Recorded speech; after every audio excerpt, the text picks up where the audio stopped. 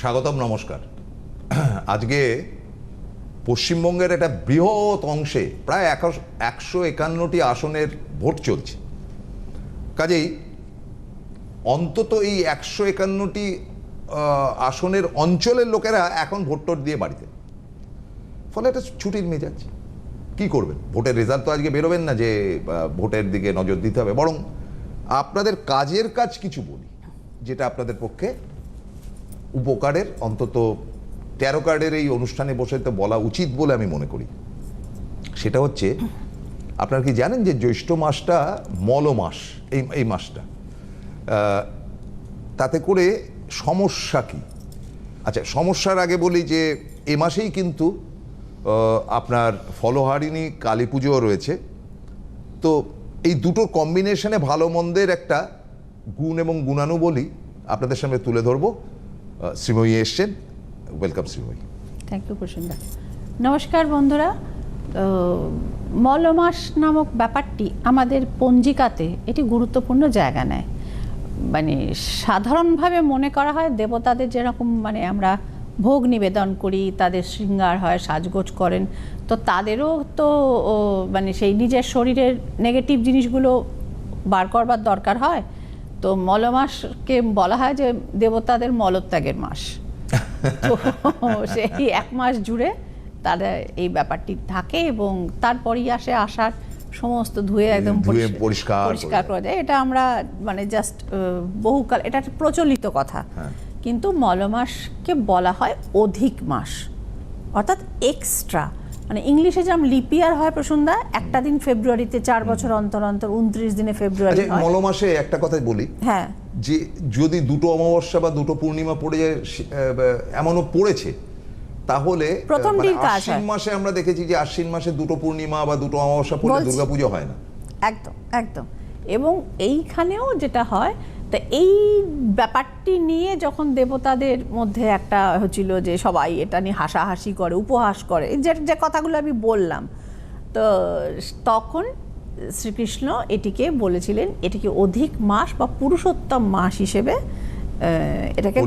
এটা গণ্য করা হবে। এবং সেই থেকে মলমাসের আরেকটা নাম হচ্ছে পুরুষোত্তম মাস। যারা কৃষ্ণ ধর্মাবলম্বী, দেখুন এই ইস্কন টিস্কন যেটা আছে, ভীষণভাবে পুজো, হ্যাঁ পুজো, আচ্ছা, এবং সারা পৃথিবী জুড়ে আছে। তো সুতরাং তারা এটাকে করেন। এবং মলমাসে আমরা যেটা মনে করি যে কেন আসে, সেটাওতেও আমি আসব, যে পুজো আচার, নিজেকে শুদ্ধিকরণ, আত্মশুদ্ধির মাস। কি জাতীয় কাজ হয় না? বিবাহ, অন্নপ্রাশন, গৃহপ্রবেশ, যেগুলোকে শুভ কাজ মনে করা হয় এবং যার সাথে আপনার কামনা বাসনা জড়িত, সেই সমস্ত রিচুয়ালগুলো কিন্তু মলমাসে হয় না। এবার তাহলে বলি মলমাস কোথা থেকে আসে এবং কেন আসে। যে আমাদের এই যে পঞ্জিকার যে গণনা, অর্থাৎ আদি বৈদিক এবং জ্যোতিষিক যে গণনা, সেটা কিন্তু চান্দ্র গণনা। যেরকম ধরুন এখানে বসে জ্যোতিষিকরা যেটা গণনাটা করেন, ওটা পুরোপুরি চান্দ্র গণনা। আমি সোলারে গণনা করি, সৌর গণনা করি।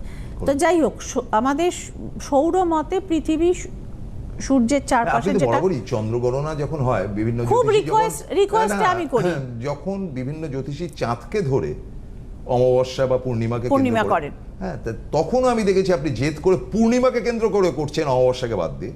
আবার এও দেখেছি যে আপনি সূর্যের ক্যালকুলেশন করা তো উচিত। 13 কার্ডের গণনাটা, সারা পৃথিবী এই গণনাটাতে বিশ্বাস করে।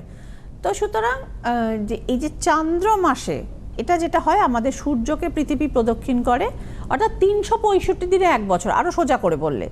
কিন্তু চান্দ্র গণনা অনুযায়ী সেটা 354 দিনে এক বছর। তো এই যে 11 দিনের যে ডিফারেন্স, এইটাকে 3 বছর, 3, 11, 33, এই হিসেবে 3 বছর অন্তর অন্তর ঘুরে আসে মলমাস। এবং সেটা ওই নির্দিষ্ট কোন মাসে মলমাস হবে, সেটা ওই তিথি নক্ষত্র সূর্যচন্দ্রের অবস্থান অনুযায়ী পণ্ডিতরা ওই 33 দিনের হিসেবটাকে মিলিয়ে দেন। তো 3 বছর অন্তর অন্তর মলমাসটা চলে আসে। এই হচ্ছে মলমাসের হিসেব, যে কারণে এটাকে অধিক মাস বলা হয়।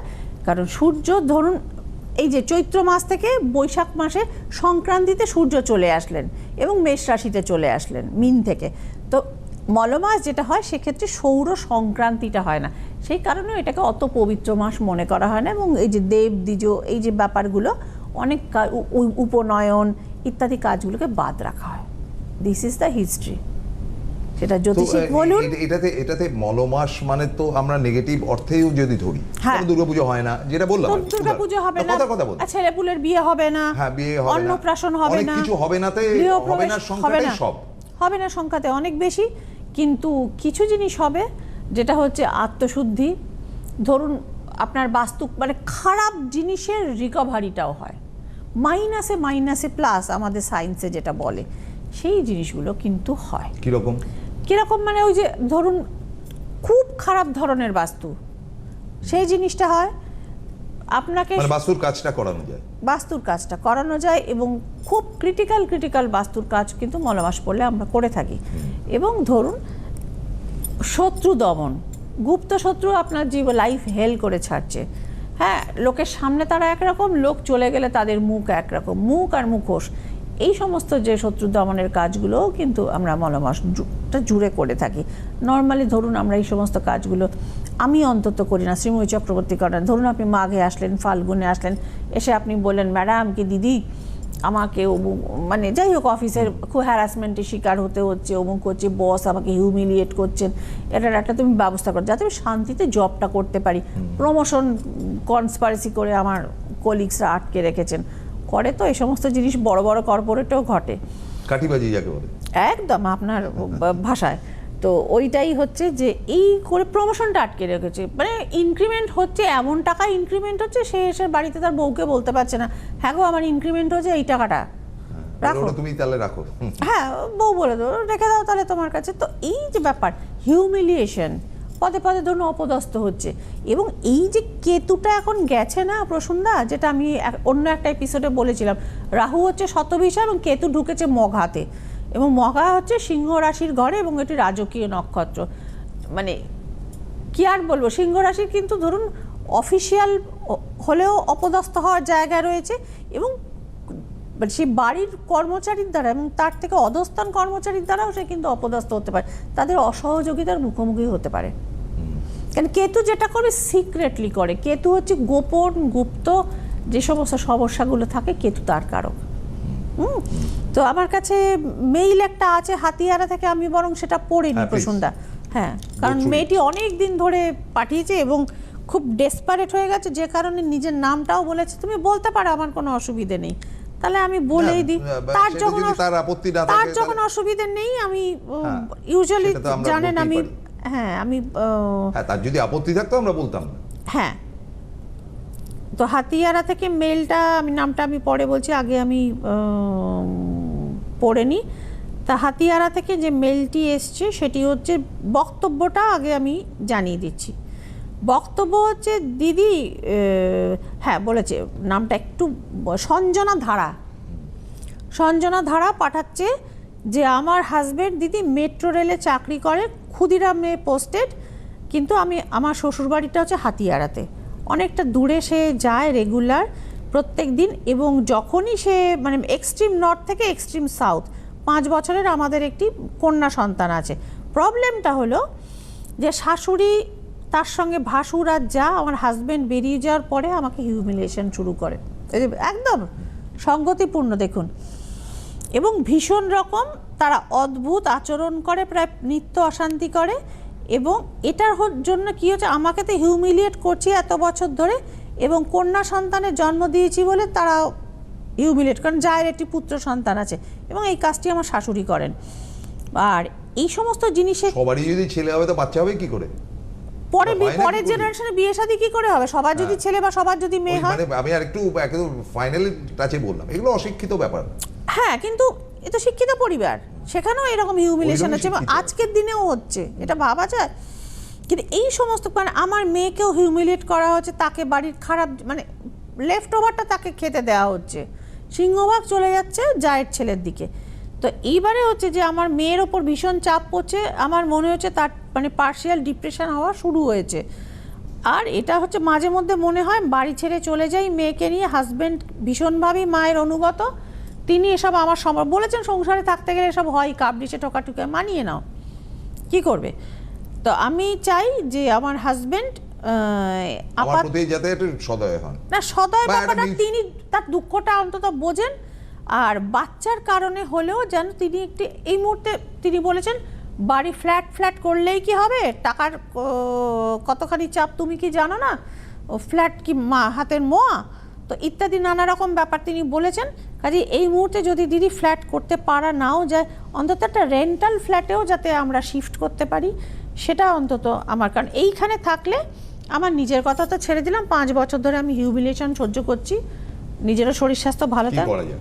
হ্যাঁ, কিন্তু বাচ্চাটার জন্য আমার শিফট করাটা খুব দরকার। আর আমাদের কি ফ্ল্যাট কখনো হবে, তুমি সেটা দেখে বলে দাও, বা যাতে হয় সেটা অন্তত একটা ব্যবস্থা দেখো, কারণ এখানে থাকলে আমি পাগল হয়ে যাব একদম, মানে সেই পরিষ্কার স্বীকারোক্তি।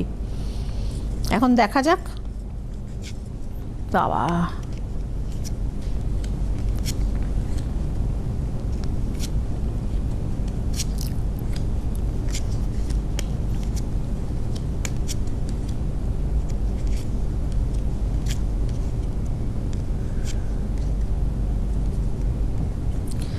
দেখো ভাই, এটা এখানেও সে ম্যানমেড কেস দাঁড়াচ্ছে, 10 অফ সোর্স ইজ হিয়ার। সুতরাং আস্তে আস্তে আস্তে আস্তে তোমার ওপর থেকে তোমার হাজব্যান্ডের অ্যাট্রাকশন ইত্যাদি কমে গেছে, তো বোঝাই যাচ্ছে, যে কারণে তোমার কথা সে বিন্দুমাত্র শোনে না, তোমার কথা সে চিন্তাও করে না। এবং ম্যানমেড ব্যাপার তো এখানে হয়েইছে, কনস্পারেসি ম্যানমেড, যে কারণে সে অন্য পক্ষের কথা শোনে, শুধু মায়ের কথাই না বাকিদের কথাও সে শুনে চলে। এখান থেকে কি করবে, এখান থেকে কি করার মধ্যে দুটো গ্রহ তোমার খারাপ আছে, একটা হচ্ছে কেতুর সমস্যা রয়েছে এবং আরেকটি তোমার শুক্রটা ডাউন, যে কারণে হাজব্যান্ডের মনোযোগ অ্যাট্রাকশন করতে তুমি ব্যর্থ হয়েছো, বেশি দিন মনোযোগ পাওনি তার।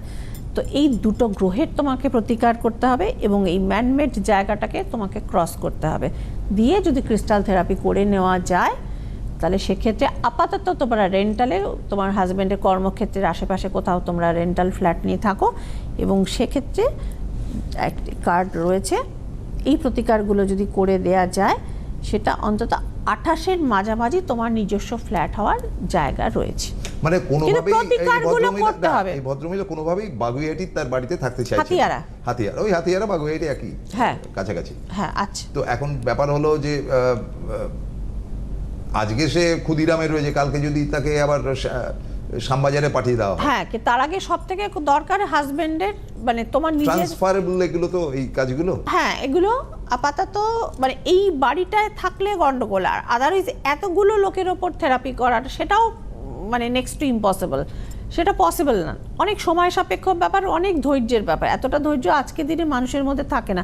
বেটার তোমার হাজবেন্ড যেন তোমার সমস্যাটা বোঝেন, দুজনে এই বাড়ি ছেড়ে গিয়ে রেন্টাল ফ্ল্যাটে থাকো না, টাকা পয়সা তো কম নেই, উনি সেন্ট্রাল গভর্নমেন্টের এও ছোটোখাটো একটা কিছু করে, তো যাই হোক এইগুলো নিয়ে আপাতত থাকো, এবং তাকে বোঝাতে সক্ষম হওয়াটা দরকার যে না, আমাদের একটা নিজস্ব বাসস্থান হলে আমরা নিজেরাও ভালো থাকতে পারি, থাক না এই বাড়ি, অসুবিধা নেই, সম্পর্ক ত্যাগ করতে তো বলা হচ্ছে না, কিন্তু নিজেদের ভালো থাকাটাও খুব দরকার। জীবনটা কত দিনের, জীবনটা তো সংক্ষিপ্ত, তার মধ্যে যদি ঝগড়া, অশান্তি, বিবাদ এবং সেই শত্রুপক্ষের সেই দুর্যোধন যেরকম করে দিত, পাণ্ডবদের যতুগৃহে পাঠিয়ে দিত, মানে বলছে যে বর যতক্ষণ থাকে ততক্ষণ শাশুড়ি যা ভাসুরের একরকম রূপ, বর যেই বেরিয়ে গেল, অফিসের গাড়িটা যেই বেরিয়ে গেল, তারা মুখোশটা খুলতে শুরু করলো। তো এই যে ব্যাপারগুলো, এগুলো সবাইকে ঠিক করা তো সম্ভব না, কাজে বেটার হচ্ছে এতজন শত্রু যেখানে রয়েছে, গন্ডগোল যেখানে করে, তোমাদের আলাদা করে শান্তির জায়গাটা খুঁজে নেওয়াটা জরুরি যদি সুস্থভাবে থাকতে। পাশাপাশি তোমার এই দুটো গ্রহে কিন্তু ভাই প্রতিকারটা দরকার। ফলহারিণী অমাবস্যার সামনে রয়েছে, আসতে যদি না পারো, এতজন নজরদার রয়েছে, ইমিডিয়েট অনলাইনে যোগাযোগ করো, পারলে চলে এসো চেম্বারে, আর না হলে অনলাইনে যোগাযোগ করো, কিন্তু ডু ইট নাও, যা করবে দেরি করো না। আচ্ছা, ফলহারিণী অমাবস্যা, এটাতে ফল পাওয়া যায় অত্যন্ত দ্রুত। হ্যাঁ, মানে বিষয়টা কি? বিষয়টা হচ্ছে যে ফল মিনস হচ্ছে, এখানে তো শুধু ফলের ফ্রুটস নয়, এখানে ফল বলতে প্রশ্ন রেজাল্ট, হ্যাঁ, এবং মায়ের ফলাফল, এক্স্যাক্টলি, মানে যে পারফেক্ট ওয়ার্ড। তো এইবার যেটা হয় সেটা হচ্ছে যে পুজোটাও কিন্তু ফল দিয়েই করা হয়। করা হয়? একদম একদম একদম। আপনি তারাপীঠে দেখুন, অন্যান্য পীঠস্থানে দেখুন, আমার বাড়িতে সেখানে কিন্তু শুধু ফল এবং প্রসন্দা এটা যেটা করা হয় আস্ত ফল দিয়ে পুজো করা হয়, কাটাকাটি চলবে? নো কাটাকাটি। আমার বাড়িতে তো অন্তত ফল কাটাকাটি, এবং আমি কোনো কোনো পীঠস্থানে দেখেছি সেখানে সে মানে প্রতিমাকে সেদিন পুরো ধরুন মানে এই সময় তো আম পাওয়া যায়, জ্যৈষ্ঠ মাসের পুজো আমে মানে একদম ভর্তি, পুরো আমের মালা দিয়ে প্রতিমাকে সাজানো হয়েছে, মানে আমটার মধ্যে দিয়ে শুধু ছুঁচটা গেঁথে মানে পুরো আমের মালা, অন্যান্য ফুল টুল তো যা পড়েছে সঙ্গে আমের মালা, অন্য ফলের মালা, এটা কিন্তু প্রতিমাকে পরানো হয়। ওই ফলটা যাতে আপনার মনোবাঞ্ছিত ফল পাওয়া যায় সেটার জন্য, সেটা আপনার কেরিয়ারে সাকসেস হতে পারে, অফিসে প্রমোশন হতে পারে, বিবাহে দাম্পত্য সুখ বৃদ্ধির জন্য হতে পারে, বা অন্য কোনো সমস্যা থেকে রিলিফ পেতে হতে পারে। অনেকে ধরুন মামলা বছরের পর বছর চলছে, তারিখ পে তারিখ কবে শেষ হবে কোনো গ্যারান্টি নেই, তো সেই সমস্ত ক্ষেত্রেও যাতে আপনার সিদ্ধি লাভ হয়, মানে আপনি ওই যে বললাম মনোবাঞ্ছিত ফল যাতে পান, সেটার জন্য ফলহারিণী কালিকা পুজো বা ফলহারিণী তিথিতে অত্যন্ত গুরুত্বপূর্ণ। আচ্ছা, এবার প্লাস শনিযুক্ত অমাবস্যাটা সেটার একটা আলাদাই মাইনে রাখে এটা, যে শনিবার পুজোটা হচ্ছে, এবং কলকাতা মানে তো মানে জয় কালী কলকাতাওয়ালি, আমার যারা অবাঙালি বন্ধু বান্ধব রয়েছেন, অবাঙালি ক্লায়েন্টস রয়েছেন, তারা বলে আপনারা তো কলকাতা ম্যাডাম, মা কালী, কালী কলকাতাওয়ালি। হ্যাঁ ভাই, তারাপীঠের কালী সে তো আর কলকাতার না, মানে ওনারাই কলকাতার পশ্চিমবঙ্গকে মোটামুটি কলকাতা পশ্চিমবঙ্গ বাঙালি এই তিনটে জিনিসকে ওনারা মিলিয়ে এবং কালী ওনারা বাঙালি মানে বাঙালি ইজ ইকুয়াল টু কালী, বাঙালি কালী ভক্ত।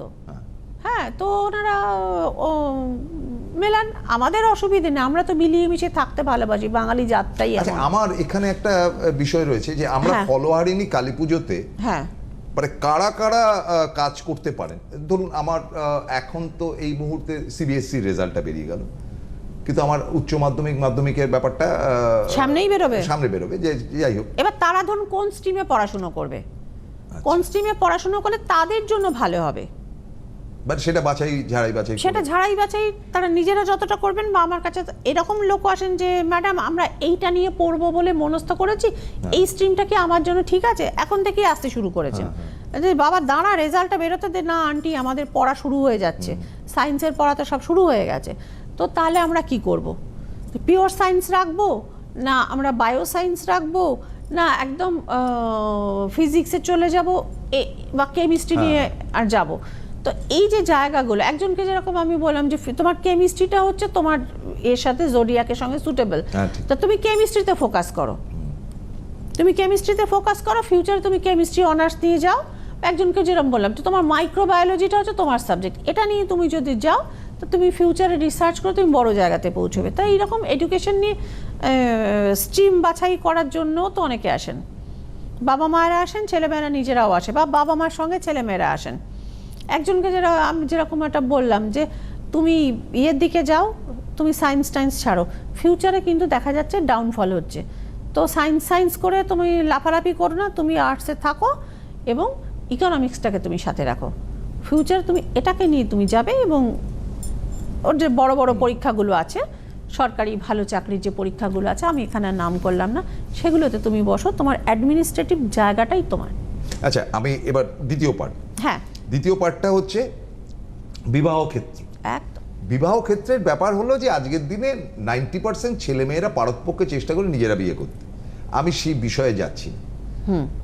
এবার আপনারা জ্যোতিষীরা যদি বলেন যে আচ্ছা এটা হরোস্কোপ মিলিয়ে বিয়ে করাটা উচিত, আমি সেটাকেও অ্যাডমিট করছি যে বটেই তো।